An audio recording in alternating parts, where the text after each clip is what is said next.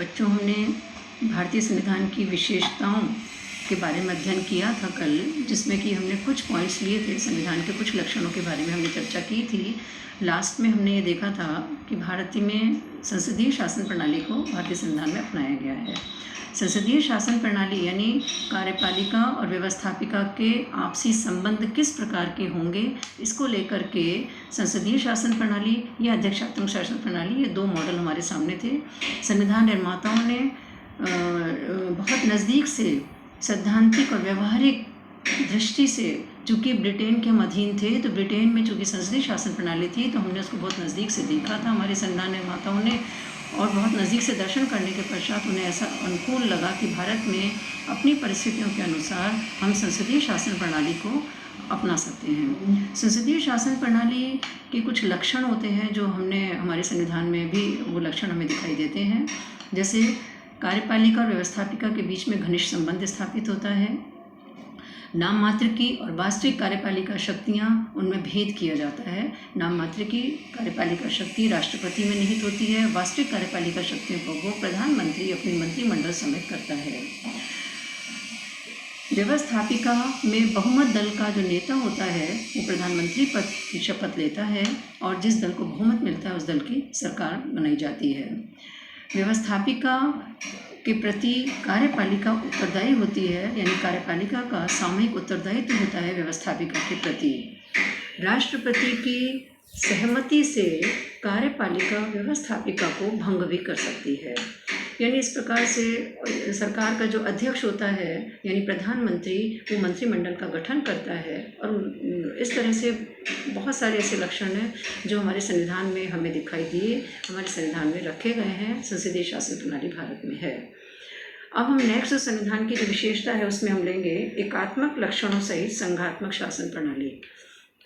देखिए, भारत में विविधता थी, संस्कृति की, धर्म की, भाषा की, जाति की, संप्रदाय की, आचार विचार की, विभिन्न स्थितियों में, या ये कहिए कि इतनी विविधताएं होते हुए हमारे यहाँ संघात्मक शासन प्रणाली को अपनाया गया कि विविधता में एकता को स्थापित किया जाए। यानी केंद्र और राज्यों के बीच में शक्तियों का विभाजन किस प्रकार से किया जाए, इसको लेकर के संघात्मक शासन व्यवस्था या एकात्मक शासन व्यवस्था, ये मॉडल होते हैं। ब्रिटेन में एकात्मक शासन व्यवस्था है, अमेरिका में संघात्मक शासन व्यवस्था है, और भारत में भी संघात्मक शासन व्यवस्था को अपनाया गया है। संघात्मक शासन व्यवस्था के कुछ लक्षण हैं जिसके आधार पर हम कह सकते हैं कि इस राष्ट्र में संघात्मक शासन व्यवस्था है और भारत में भी संघात्मक शासन व्यवस्था है। उसके लक्षण हमें हमारे राष्ट्र में दिखाई देते हैं, हमारे संविधान में दिखाई देते हैं। जैसे सबसे पहला जो लक्षण है संघात्मक शासन व्यवस्था का, उसमें है कि संविधान की सर्वोच्चता होती है। संघात्मक शासन प्रणाली में संविधान सर्वोच्च होता है, सुप्रीमेसी ऑफ द कॉन्स्टिट्यूशन। राष्ट्र में किसी भी पद पर कोई भी व्यक्ति क्यों ना आसीन हो, विधि का शासन होगा, वह विधि के अधीन होगा। विधि से ऊपर कोई भी नहीं है, कोई पद नहीं है, कोई संस्था नहीं है। संविधान सर्वोच्च है, संविधान का शासन है। नंबर 2 जो है वो है केंद्र व राज्यों के बीच में शक्तियों का विभाजन होना। यानी संघात्मक शासन व्यवस्था जो भारत में अपनाई गई है उसमें केंद्र और राज्यों के बीच में शक्तियों का विभाजन किया गया है। हमारे यहाँ संघीय सूची है, राज्य सूची है, समवर्ती सूची है। इन 3 सूचियों के माध्यम से शक्तियों का विभाजन किया गया है। राष्ट्रीय महत्व के जो विषय हैं वो संघ सरकार को दिए गए हैं। संघ सूची के विषय हैं वो, जिस पर ये कहा जाता है कि इस केंद्रीय सरकार या केंद्रीय व्यवस्थापिका कानूनों का निर्माण करेगी। स्थानीय स्तर के जो विषय हैं वो राज्य सूची में डाले गए हैं, जिसके संबंध में राज्य की सरकारों को दिया गया है। राज्य के विधानमंडल इस पर कानूनों का निर्माण करती हैं। और तीसरी जो लिस्ट है वो कॉन्करेंट लिस्ट है, समवर्ती सूची। इसके अंतर्गत दोनों ही सरकारें कानूनों का निर्माण करती हैं, संघ सरकार और राज्य सरकार। लेकिन यदि दोनों, कुछ ऐसे विषय इसमें रखे गए हैं, लेकिन दोनों में यदि द्वंद्व की स्थिति होती है तो फिर केंद्र सरकार के द्वारा बनाया गया जो कानून है उसको मान्य समझा जाता है, उसी की महत्ता रहती है। तो इस तरह से शक्तियों का विभाजन संघ सूची, राज्य सूची और समवर्ती सूची के माध्यम से किया गया है। लगभग 100 सब्जेक्ट जो हैं इस समय संघ सूची में हैं, 61 सब्जेक्ट्स राज्य सूची के हैं, और 52 सब्जेक्ट इस समय लगभग हमारे यहाँ कॉन्करेंट लिस्ट में है, समवर्ती सूची में है। नेक्स्ट है स्वतंत्र न्यायपालिका। देखिए, भारत में संविधान की सर्वोच्चता है और सर्वोच्च न्यायालय को संविधान का गार्जियन माना गया है, संरक्षक माना गया है। सर्वोच्च न्यायालय संविधान की रक्षा करता है। यदि हमारी व्यवस्थापिका भी कोई ऐसे कानूनों का निर्माण करती है जो संविधान की धाराओं का उल्लंघन करता है, तो सर्वोच्च न्यायालय उनको अवैध घोषित कर सकता है। यानी हमारे यहाँ सर्वोच्च न्यायालय को स्वतंत्र अधिकार प्रदान किए गए हैं और सर्वोच्च शक्तियाँ प्रदान की गई हैं। संविधान की रक्षा करने का उसको दायित्व दिया गया है। लिखित एवं कठोर संविधान। भारत का जो संविधान है, हम पहले भी इसका अध्ययन कर चुके कि भारत का संविधान लिखित है, इसका अधिकांश पोर्शन लिखा हुआ है, रिटन कॉन्स्टिट्यूशन है। भारतीय संविधान कठोर भी संविधान है। देखिए, संविधान लचीला भी हो सकता है, कठोर भी होता है। ब्रिटेन का संविधान लचीला है। भारत का जो संविधान है वो जब विशेषताएं जो हम अध्ययन करते हैं तो हम ये कहते हैं कि मिश्रित व्यवस्था है, लचीला और कठोर दोनों है। लेकिन अधिकांश जो इसके प्रावधान हैं उसमें बहुत आसानी से परिवर्तन नहीं किया जा सकता। देखिए, कठोर संविधान का मतलब संघात्मक शासन व्यवस्थाएं जब होती हैं तो वहाँ पर चूँकि राज्यों का प्रतिनिधित्व भी केंद्र के अंतर्गत होता है, तो इसलिए हमारे यहाँ भी ये व्यवस्था की गई है कि अति महत्वपूर्ण जो विषय हैं उसमें यदि परिवर्तन करना है तो फिर उसमें परिवर्तन करने के लिए संविधान में संशोधन की एक विशिष्ट प्रक्रिया अपनाई जाएगी। और वह विशेष प्रक्रिया है कि केंद्र में व्यवस्थापिका के दोनों सदनों के 2/3 बहुमत के साथ साथ कम से कम आधे राज्यों की जो विधानसभाएं हैं उनका भी अनुसमर्थन लेना आवश्यक है। बहुत सारे ऐसे महत्वपूर्ण विषय हैं। राष्ट्रपति की शक्तियों में कमी वृद्धि है, सर्वोच्च न्यायालय के अधिकार हैं, राष्ट्रपति के वेतन के संबंधी कानून अधिकार हैं। बहुत सारे हमारे ऐसे शक्तियाँ हैं जिसमें कि राज्यों की भी हमें स्वीकृति लेनी आवश्यक होती है, जो अति महत्वपूर्ण विषय होते हैं। नेक्स्ट हम लेंगे उच्च सदन, राज्यों का सदन होना। यानी केंद्र में व्यवस्थापिका के 2 सदन जो हैं, निम्न सदन और उच्च सदन। जो राज्यसभा जो उच्च सदन है उसमें राज्यों का प्रतिनिधित्व किया गया है और वो जनसंख्या के आधार पर हमारे यहाँ प्रतिनिधित्व है। यानी इस तरह से ये लक्षण हमारे संविधान में है, इसलिए हम कह सकते हैं कि भारत में संघात्मक शासन प्रणाली है। हालांकि जो आलोचक हैं उनका ऐसा मानना है कि भारत में संघात्मक शासन प्रणाली तो है, लेकिन ये केवल शरीर से संघात्मक है। व्यवहार के अंतर्गत या इसकी आत्मा जब हम देखते हैं तो भारत में पूरी तरह संघात्मक व्यवस्था नहीं है। यानी संघात्मक होते हुए भी एकात्मक व्यवस्थाएं यहाँ पर दिखाई देती हैं। यह भारतीय जो शासन प्रणाली है वो पूर्णतः न संघात्मक है न एकात्मक है, बल्कि एक अनोखी प्रकार की व्यवस्था है। इसको विस्तार से हम लोग आगे संघीय जो हमारा मॉडल है फेडरल सिस्टम उसमें पढ़ेंगे, लेकिन फिर भी मैं आपको ये बतलाना चाहूँगी इसके माध्यम से कि देखिए, बहुत सारे ऐसे लक्षण हैं हमारे संविधान में, हमारे संघात्मक व्यवस्था के अंतर्गत, जिसके अंतर्गत कि हमको कभी कभी ऐसा दिखाई देता है कि भारतीय संविधान का स्वरूप एकात्मक होता हुआ प्रतीत होता है। मार्कुस फ्रंडा, अशोक चंद्रा, मॉरिस जोन्स, इन जो राजनीतिक विचारक हैं, इन्होंने इसके व्यवहारिक पक्ष के ऊपर प्रकाश डाला है और उस पर उन्होंने विशेष रूप से अध्ययन किया है। कुछ बिंदु मैं आपको इसमें बतलाना चाहूँगी। जैसे भारत में एकहरी नागरिकता है, सिंगल सिटीजनशिप, यानी हमारे यहाँ केंद्र की नागरिकता प्रदान की गई है, राज्यों को अपने अलग से नागरिकता देने का कोई अधिकार नहीं है अपने नागरिकों को। जबकि अन्य जो संघात्मक जो व्यवस्थाएं हैं वहाँ पर इस प्रकार की व्यवस्थाएं हैं। शक्तियों का बंटवारा केंद्र के पक्ष में। भारत में जो संघात्मक व्यवस्था है उसमें संघीय सूची के जो विषय हैं उनको निश्चित रूप से अधिक महत्ता दी गई है। उसके सब्जेक्ट्स ज़्यादा हैं, राज्य सूची के विषय कम हैं और फिर उसके पश्चात समवर्ती सूची है। तो जो अति महत्वपूर्ण विषय हैं, जो राष्ट्रीय महत्व के विषय हैं, वो संघीय सूची में डाले गए हैं, जिनकी लगभग संख्या 100 है और वो केंद्र के पास हैं, केंद्र की व्यवस्थापिका जिसमें कानूनों का निर्माण कर सकती है। संघ व राज्यों के लिए एक ही संविधान। हमारे यहाँ केंद्र और राज्य दोनों के लिए एक ही संविधान है। राज्यों को अपना अलग से संविधान बनाने की सुविधा नहीं है। केंद्र के द्वारा बनाया गया केंद्र का जो संविधान है, जो केंद्र में संविधान है, जो पूरे राष्ट्र में एक ही संविधान है, वो ही हमारे राज्यों या इकाइयों के ऊपर भी लागू होता है। संकट काल में एकात्मक शासन। हम सब जानते हैं कि धारा 352, 356, 360 3 ऐसी धाराएं हैं जो भारत में राष्ट्रपति को शक्तियां देती हैं कि वो संकट काल की घोषणा कर सकता है। जिस समय संकट काल की घोषणा की जाती है, धारा 352 का यदि हम जैसे उदाहरण लेते हैं तो 352 के अंतर्गत आंतरिक गृह युद्ध और बाहरी आक्रमण की स्थिति में हमारा राष्ट्रपति संकट काल घोषित कर सकता है। जिस समय राष्ट्रपति किसी राज्य में संकट काल घोषित करता है या पूरे राष्ट्र में संकट काल घोषित करता है, तो उस राज्य विशेष की जो विधानसभा की जो शक्तियाँ हैं, जो कानून निर्माण की जो शक्ति है, और वो निरस्त हो जाती है और प्रशासकीय नियंत्रण केंद्र का माना जाता है। यानी वहाँ की व्यवस्थापिका और कार्यपालिका संबंधी शक्तियों का उपभोग अब केंद्र के नियंत्रण का उपभोग राष्ट्रपति के द्वारा किया जाता है, केंद्र के नियंत्रण में आ जाती हैं। दूसरा है आर्टिकल 356, जिसके अंतर्गत संवैधानिक व्यवस्था के विफल हो जाने के नाम पर हमारे यहाँ राष्ट्रपति इस राज्य में संकट काल की घोषणा कर सकता है।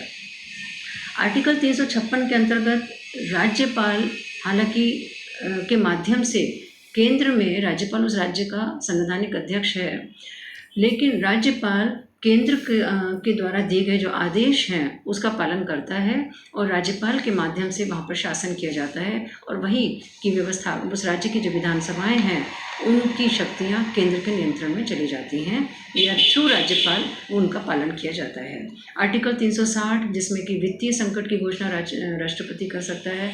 वित्तीय संकट की घोषणा जब की जाती है तो उस समय भी राज्य के जो आय व्यय के जो लेखे हैं, जो वित्त हैं, जो विधेयक है राज्यों के, उनको राष्ट्रपति अपने पास अपनी मंजूरी के लिए मंगवा सकता है और संपूर्ण वित्तीय अधिकार केंद्र के नियंत्रण में चले जाते हैं। तो इस तरह से व्यवस्थाएं जो हैं वो एकात्मक होती हुई हमें उसमें भी दिखाई देती हैं। इसके अलावा और भी कुछ ऐसे उपबंध हैं, जैसे राज्य के राज्यपालों की जो नियुक्ति है, यानी राज्य के जो राज्यपाल हैं उनकी नियुक्ति केंद्र में राष्ट्रपति के द्वारा की जाती है। राज्यपाल केंद्र में राष्ट्रपति के प्रसाद पर्यंत ही अपने पद पर बना रहता है। निश्चित रूप से जब कभी केंद्र और राज्यों के बीच में कभी द्वंद्व की स्थितियाँ हों तो फिर राज्यपाल की जो भक्ति है वो केंद्र के प्रति दिखाई देती है। आर्थिक दृष्टि से राज्यों की दुर्बल स्थिति, समय समय पर हम देखते हैं कि राज्यों को केंद्र के अनुदान की आवश्यकता होती है, केंद्र की सहायता की आवश्यकता होती है विभिन्न समय पे, चाहे वो अकाल है, तूफान है या फिर कोविड का जो समय है, उसमें हम देख सकते हैं कि राज्यों को केंद्र के अनुदान की आवश्यकता होती है और राज्यों को अपने विकास कार्यों को करने के लिए भी केंद्र की आवश्यकता होती है। प्राय ये देखा गया है कि जिन राज्यों में केंद्र के अनुकूल ही सरकार होती है या समान दल की सरकार होती है, वहाँ पर अनुदान की राशि बहुत आसानी से प्राप्त हो जाती है और वहाँ पर विकास कार्य जो है वो अधिक हो जाते हैं। और यदि इसके विपरीत स्थिति है तो वहाँ पर विभिन्न प्रकार की अड़चनें पैदा होती हैं। लेकिन इस आधार पर भी राज्य जो है वो केंद्रों के ऊपर निर्भर रहते हैं, केंद्र सरकार पर निर्भर रहता है। इसके अलावा और भी बहुत सारे ऐसे कारण हैं कि राज्य की विधानमंडलों के द्वारा पारित बहुत सारे ऐसे विधेयक होते हैं जो राष्ट्रपति अपने पास बुला सकता है और राष्ट्रपति की मंजूरी के पश्चात ही इसको कानून का रूप दिया जाता है। अधिकांश साधारण स्थितियों में राज्य की व्यवस्था विधानमंडलों के द्वारा पारित विधेयकों को वहाँ के राज्यपाल की अनुमति या राज्यपाल के सिग्नेचर की ही आवश्यकता होती है, स्वीकृति की आवश्यकता होती है। लेकिन कुछ विधेयक ऐसे होते हैं जिनको कि राष्ट्रपति के पास में मंगवाया जा सकता है। और भी ऐसे केंद्र के पास अखिल भारतीय सेवाएं की स्थापना करने का अधिकार है, यानी हमारे राज्यसभा यदि अपने 2/3 बहुमत से यह प्रस्ताव स्वीकृत कर देती है कि संपूर्ण राष्ट्र में नवीन अखिल भारतीय सेवाओं का निर्माण किया जाए, स्थापित की जाए, तो अखिल भारतीय सेवाएं जो है वो स्थापित की जा सकती हैं। और उन अखिल भारतीय सेवाओं के जो पदाधिकारी हैं उनसे जो निर्वाचित होकर के जाते हैं वो राज्य में प्रशासनिक व्यवस्थाएं करते हैं। हमारा निर्वाचन आयोग, प्रमुख निर्वाचन आयुक्त की जो नियुक्ति है वो राष्ट्रपति के द्वारा की जाती है, जो राज्य में विधानमंडलों और केंद्र के व्यवस्थापिकाओं के निर्वाचनों की पूरी जिम्मेदारी उठाते हैं और व्यवस्थाएं करते हैं। नियंत्रक और महालेखा परीक्षक होते हैं जो राज्यों के जो लेखा परीक्षक होते हैं उनके ऊपर भी निगरानी रखते हैं। ऐसे बहुत सारे ऐसे हमारे यहाँ पद हैं, ऐसी बहुत सारी सेवाएं हैं, बहुत सारी हमारी सर्विसेज हैं जो कि हमारे केंद्र के पास जिनका नियंत्रण है और जो कि राज्यों में भी की जाती हैं, जिनके द्वारा राज्यों पर नियंत्रण स्थापित किया जाता है। तो यानी ऐसे केंद्र और राज्यों के बीच में ये भी कहा जा सकता है कि जब कभी विवाद की स्थितियाँ होती हैं तो अंतर्राज्यीय परिषदें हैं, समन्वयकारी संगठन होते हैं जो कि केंद्र में है और जिनके ऊपर की चाहे वो जल के वितरण को लेकर के हो, चाहे बिजली के वितरण को लेकर के हो, नदी के जल का जो वितरण है उसके संबंधित हो, इनके संबंध में फिर वो कानून निर्देश केंद्र सरकार के द्वारा दिए जाते हैं। अंतर्राज्यीय परिषदें, समन्वयकारी परिषदें, इनके माध्यम से क्षेत्रीय परिषदें होती हैं, उनके माध्यम से दिए जाते हैं। यानी व्यवहारिक जो पक्ष का अध्ययन करते हैं उनका ऐसा मानना है कि भले से भारत में संघात्मक शासन प्रणाली हमें दिखाई देती है, लेकिन व्यवहार में स्वरूप जो है वो एकात्मक होता हुआ भी दिखाई देता है। नेक्स्ट जो भारतीय संविधान की विशेषताएं हैं अब उसमें हम लेंगे संसदीय प्रभुता व न्यायिक सर्वोच्चता में समन्वय। देखिए, ब्रिटेन में संसद की प्रभुता है, अमेरिका में न्यायिक सर्वोच्चता है, अमेरिका में ड्यू प्रोसेस ऑफ लॉ है, हमारे यहाँ प्रोसीजर एस्टेब्लिश्ड बाय लॉ को अपनाया गया है। यानी हमारे यहाँ एक तरफ संसदीय शासन प्रणाली है, संसद की प्रभुता भी है, संसद के द्वारा संसद संविधान में कानूनों का निर्माण करती है और इसके आधार पर न्यायाधीशों को और सुप्रीम कोर्ट को नियंत्रित भी करती है। लेकिन दूसरी तरफ सर्वोच्च न्यायालय को संविधान का रक्षक घोषित किया गया है। संविधान का रक्षक का मतलब है कि यदि हमारी व्यवस्थापिका कोई ऐसे कानूनों का निर्माण करती है जो संविधान की धाराओं के विरुद्ध जा रहा है तो सर्वोच्च न्यायालय उसको नल एंड वाइड घोषित कर सकता है। ये सर्वोच्च न्यायालय को भी अधिकार है, उसको वो अवैध घोषित कर सकता है ऐसी धाराओं को। यानी एक तरफ संसद की प्रभुता भी है तो दूसरी तरफ हमारे यहाँ सर्वोच्च न्यायालय को न्यायिक पुनरावलोकन का जो अधिकार दिया गया है उसके माध्यम से उन संविधान की रक्षा करने का दायित्व भी उसको दिया गया है। इसलिए दोनों के बीच में समन्वय स्थापित किया गया है और एक विचित्र प्रकार की व्यवस्था है। नेक्स्ट है मौलिक अधिकार व मूल कर्तव्य। भारतीय संविधान का जो चैप्टर भाग 3 है उसमें फंडामेंटल राइट्स को रखा गया है। मौलिक अधिकार यानी हम बहुत लंबे समय तक ब्रिटेन के अत्याचार से पीड़ित थे। हमारे जो संविधान निर्मात्री सभा थी, संविधान निर्माता जो थे, उन्होंने बहुत नज़दीक से उनके अत्याचारों को देखा था। वो नहीं चाहते थे कि जब हम स्वतंत्र हों तो दोबारा से कहीं ऐसी स्थितियाँ उत्पन्न हों। इसीलिए हमारे संविधान में मौलिक अधिकारों को रखा गया, मौलिक अधिकारों को हमारे संविधान का हिस्सा बनाया गया। ऐसे अधिकार जो व्यक्ति के व्यक्तित्व के विकास के लिए अत्यंत आवश्यक होते हैं और जिसके संबंध में व्यवस्थापिका, कार्यपालिका, न्यायपालिका अनावश्यक हमारी जो सरकार जो है कुल मिलाकर के वो अनावश्यक हस्तक्षेप नहीं कर सकती। हमारे संविधान को, हमारे मौलिक अधिकारों की रक्षा या ये कहिए कि कुल मिलाकर के कि हमारा जो सुप्रीम कोर्ट है वो हमारे मौलिक अधिकारों का रक्षक है, जो कि हमारे संविधान के हिस्से हैं। नेक्स्ट हम लेंगे राज्य के नीति निर्देशक तत्व, directive principles of state policy. देखिए, संविधान का जो भाग 4 है, जो चैप्टर 4 है, उसमें डायरेक्टिव प्रिंसिपल्स रखे गए हैं। यानी हमारी प्रशासनिक मशीनरी को निर्देश दिए गए हैं कि उनको क्या करना है। लोक कल्याणकारी राज्य घोषित किया गया भारत को, और लोक कल्याणकारी राज्य घोषित होने के साथ साथ ये उम्मीद की गई कि हमारी जो प्रशासनिक मशीनरी है उसको अब क्या करना है, अपनी भूमिका को कैसे निर्वाह करना है, उनको राष्ट्र के हित के लिए कैसे कार्य करने हैं, उनको ये हिदायतें दी गई हैं डायरेक्टिव प्रिंसिपल्स के अंतर्गत। तो ये हमारे संविधान के हिस्से हैं।